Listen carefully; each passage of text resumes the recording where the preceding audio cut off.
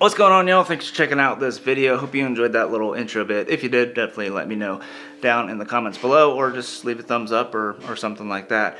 But anyways, my name is Tyler. I'm a filmmaker based out of Charleston, South Carolina, and in this video, I'm going to show you how I set up the lights to get the particular look that I did in that little intro sequence. Now, if you're a subscriber to this channel or you've been following this channel, you know that I've posted just a very recently a video just like this about lighting product B-roll and stuff like that. But I made enough changes in this little setup where I felt like it was appropriate to make this video as well. So that's what we're gonna do in this video, just kind of give you a little breakdown of each of the lights that I'm using, and then towards the end we're gonna kind of turn all the lights off and then turn one on at a time and kind of show you how each of these lights impact the overall image. So enough blabbering for me, let's actually pick up the camera, we'll walk around and kind of go to each light, and then I'll kind of give you a little overview of why I decided to go with each light and the color temperatures and all that kind of good stuff. So let's jump into it. Okay, so here we are. This is kind of like opposite field of view, just to kind of give you a point of reference. I was pointing the camera this way beforehand. But here we go. So this is the backdrop right here. This is just a blackout curtain that I got from like Walmart or Target or somewhere years ago. And then I've basically just created a giant flag, essentially, with a C-stand.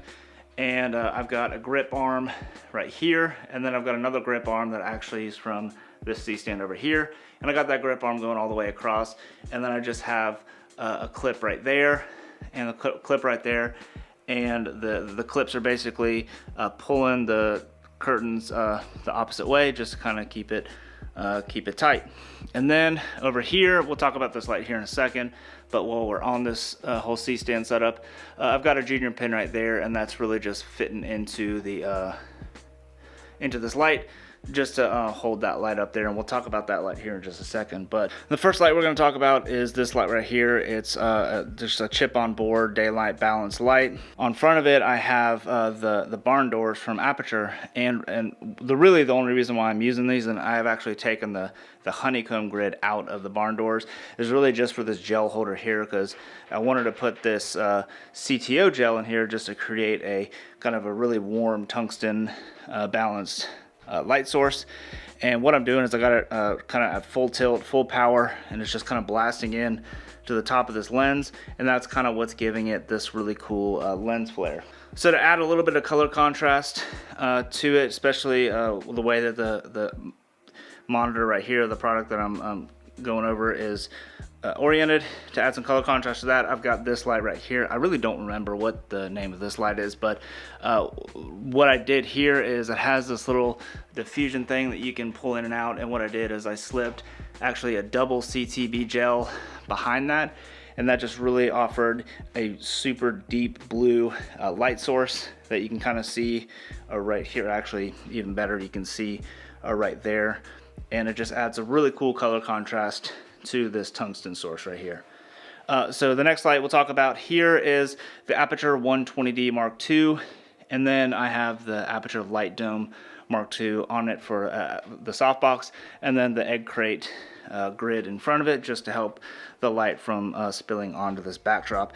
And right now the light isn't doing all that much. In fact, you can see if I turn it on and off and we look at this little monitor right here, all it's doing is adding just a little bit of fill, especially like on the SDI ports and the silver bits. It's adding a little bit of fill right there, but really the main reason why I have that light is for when I turn the product. You can see as soon as I start turning the product, that 120D Mark II light starts spilling onto it, and it starts revealing this side of the lights, or this side of the monitor, so it doesn't disappear into the black background. And to carry on with the product moving this way when I'm turning it, I've got this Aperture F7 right here, and what that's doing is that's just helping create a little bit of a rim and catch light on this side right here, and that's again just to prevent it from kind of disappearing into that black background. Now you might be wondering why this light is so low and why I've got it directly behind and I don't even have it behind the curtain or anything. Well, the reason being is because I'm shooting this on the Canon C200, and this is at 200 mil right here, and I've got it at f7.1, and because all of this is really dark and there's not really any light spilling onto it, the only light right now really is that light, which is off when I'm actually recording. And you can't even see this or anything like that. And even this, because these barn door flags are have this like velvet material in there, it's not reflecting any light or anything. So all this behind here just kind of disappears when you kind of do the final color grading and stuff. So you can't really see that. And really the idea was just to pump so much light that I could shoot at like 7.1 to f10. Just so I could have pretty much this in focus, but being at 200mm, it really compresses the image and you can't really see what's going on behind it, which is really cool. And then additionally, a lot of these shots that I got, they're not quite macro shots, but they're pretty zoomed in, just like that shot right there. Pretty zoomed in, kind of more detail shots and stuff like that. So having this light back here wasn't really that big of a deal. And being able to move this backdrop a little further back than on one of my other videos, and I'll link that above. This light right here isn't creating as much of a light spill back here or anything like that.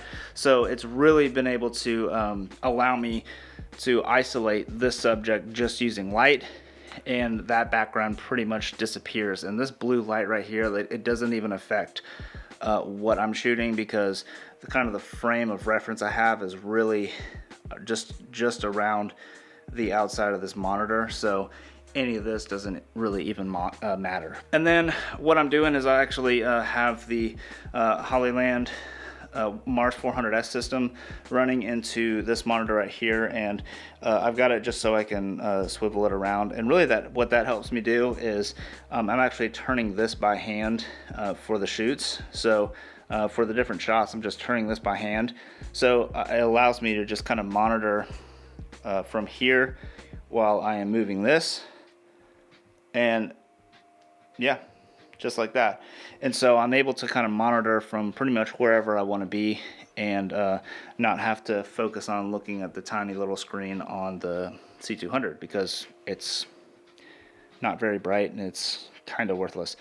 So yeah, that's kind of the whole setup. So next up, what we're gonna do is really, I'm just gonna turn all the lights off completely, and then we'll turn them on one by one and kind of show you how each of these lights affect the overall image of this product shoot. Okay, so the first light that we'll turn on is the Godox SL60W.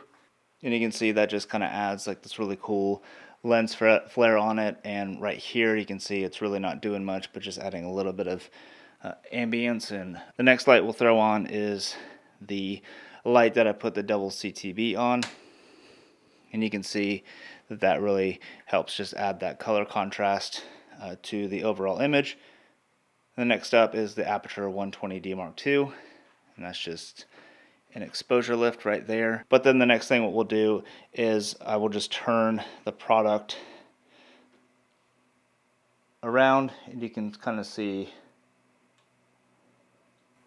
how the light right there really affects that kind of reveal. And this is the Aperture 120D kind of showing that soft light right there. And as I turn it back, that blue light starts to show up. And now as I zoom out, you can kind of see what the F7's doing, so I can turn it on and off, and you can see just right here what it's doing is it's just adding a little bit of rim and just kind of creating separation from the background, so it doesn't just completely disappear into the background.